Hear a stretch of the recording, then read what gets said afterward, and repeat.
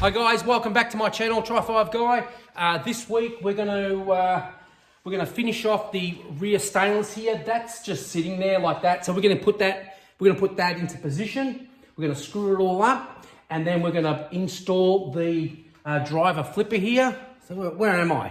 What's going on here?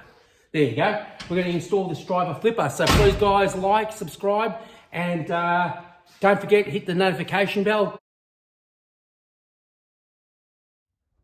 All right guys, so first thing we're gonna do is we're gonna put some sealant on top of this, the chrome that goes back into here, which is this part over here. Let me get it out.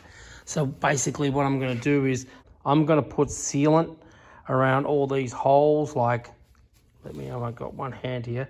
So around here, I'm just gonna put some sealant on top of here.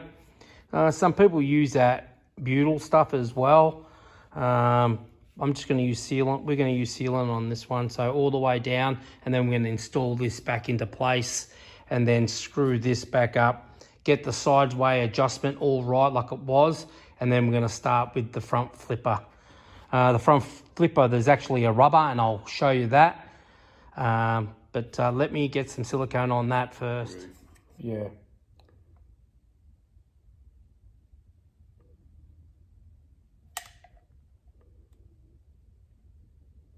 Yeah, nice fucking, oops, nice bead of sealer on that.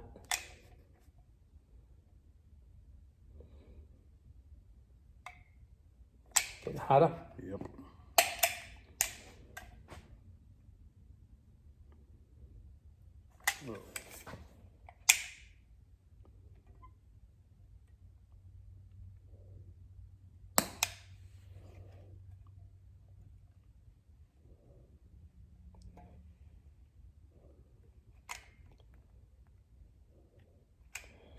Nice amount of sealer on that.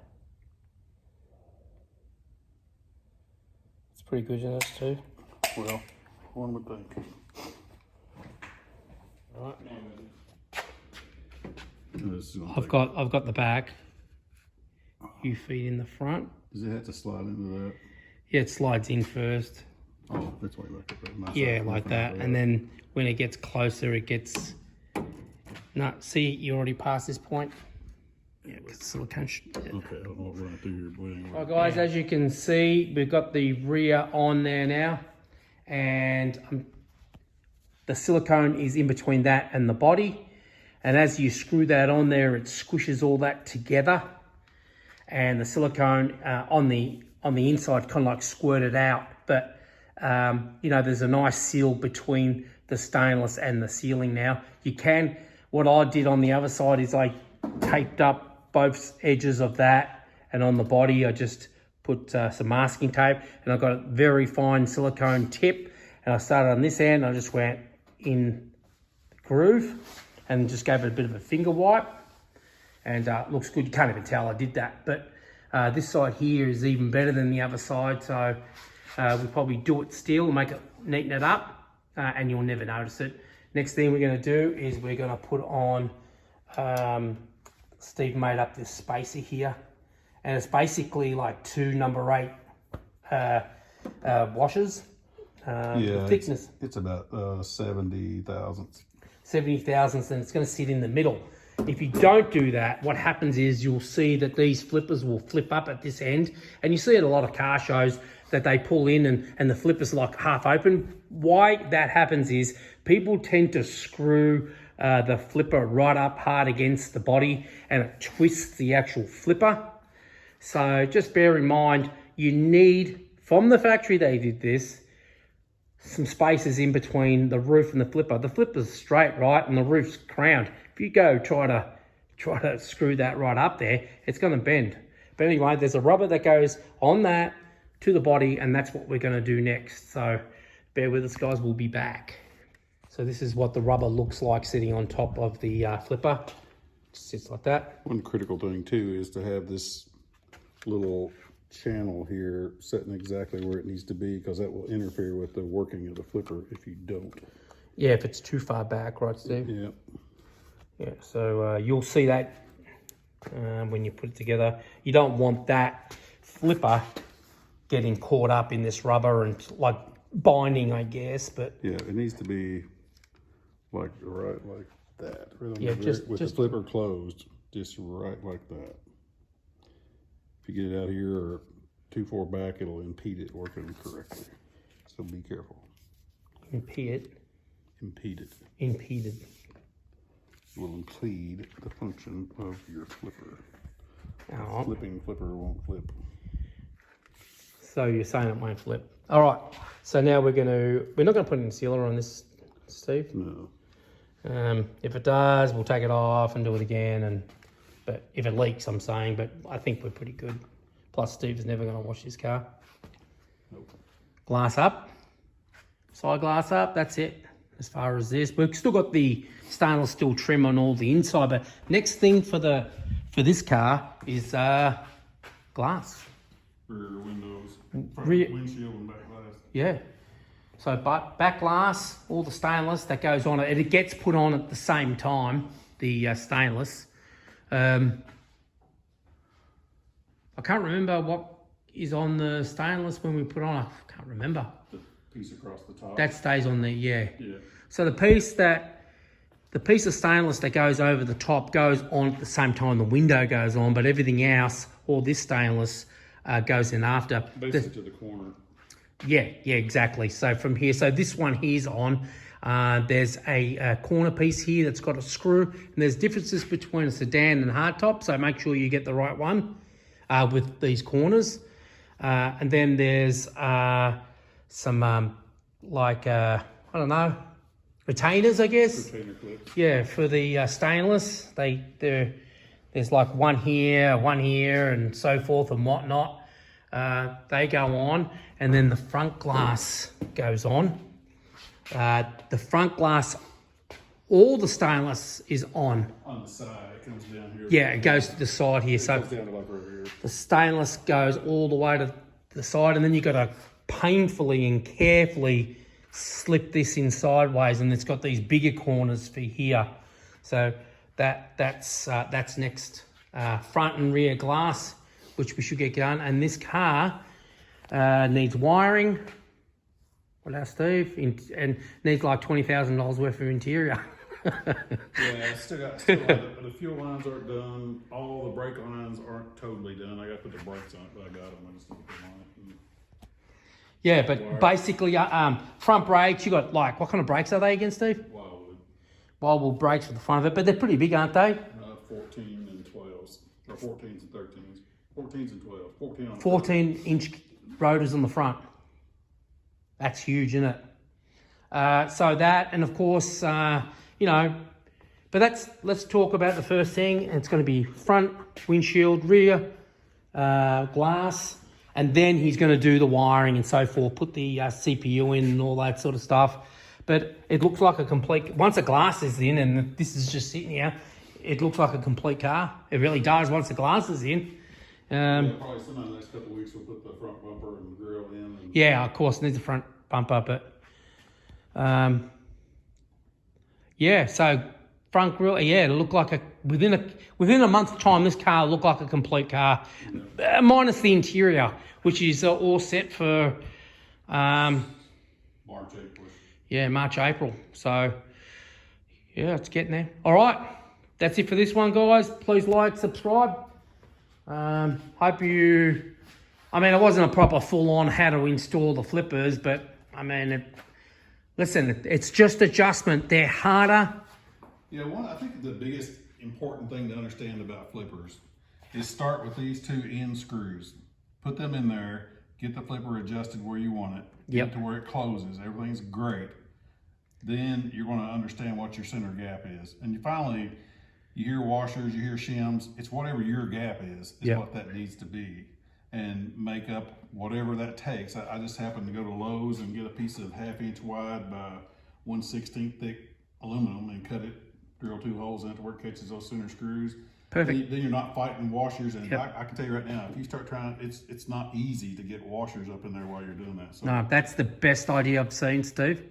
I mean, you can try to fight your life away and put those washers in there. Factory, they did them. I don't know how they did them with the factory. They must have some sort of seal. They must have put a bit of like a sealant on it to hold in position. But they done 50, 60,000, you know, they done more. Huh? Basically 1 a minute. Yeah, so yeah. They probably had 2 people doing it, and they probably, these things here, like we fought these because these have been, the rubbers have been rolled up. Yeah. I guarantee you they were never rolled up, and they might have even been, I've never paid any attention to it really, but they might even have been glued to the flipper. To where they're not, they've got tabs of sealant on it. yeah, and it could be that their little washers are glued on there as well, who knows? See, look at the stainless down there. You can see it's all pretty well lined up nicely, and the glass is pretty flat to the body and stuff. But hey, you know, it's come up well. The whole car's come up really well, actually. So anyway, next on this is there, like the glass. So, all right, guys.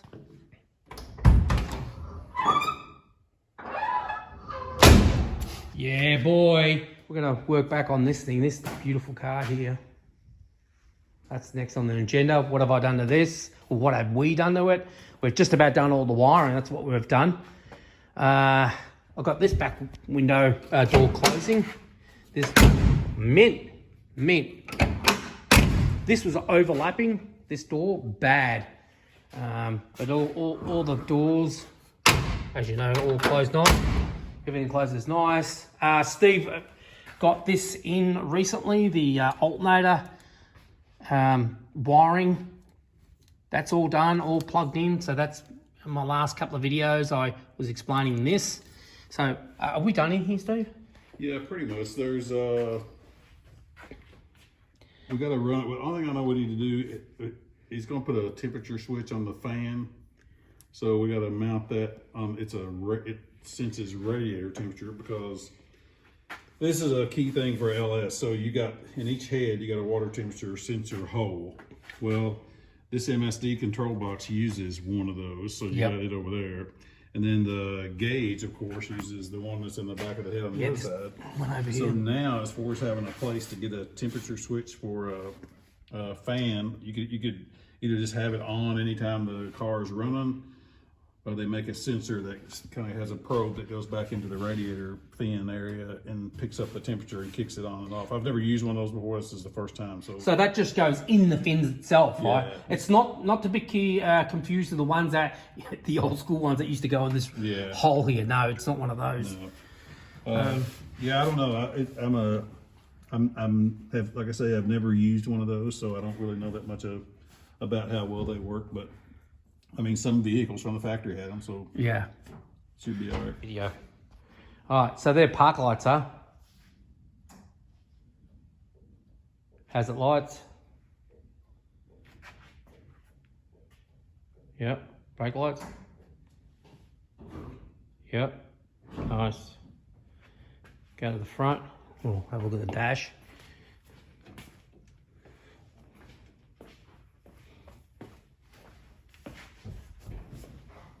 Yep. Headlights. Parking lights. Yep. Parking lights. Headlights. High beam. Yeah, beautiful. Indicators. What about this side? Nice. And just one more look at the dash.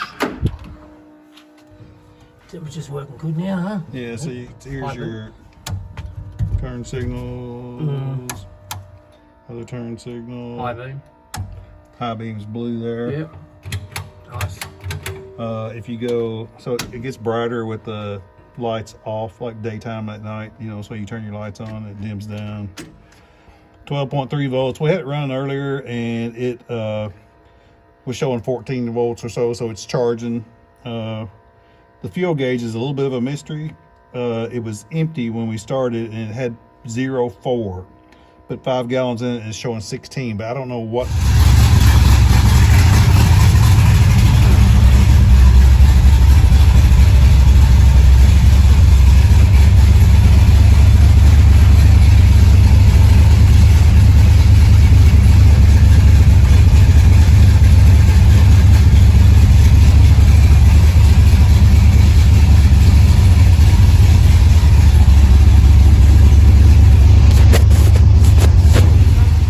guys, some of the footage of this thing was lost. No, it wasn't lost. I've actually lost my GoPro. I don't know where it is. I don't know. I have no clue where I put it. I think Steve put it on Marketplace, but yeah, it's a black. If you see it on Marketplace in Georgetown, Kentucky, it's a black Hero 8. It's mine. No, only kidding. I don't know where it is. I've just misplaced it. I've looked everywhere for it. But hey guys, please like, subscribe. Help me get more than 400 videos, 400 views per video. Seriously, it's funny. Anyway, see you on the next one, guys.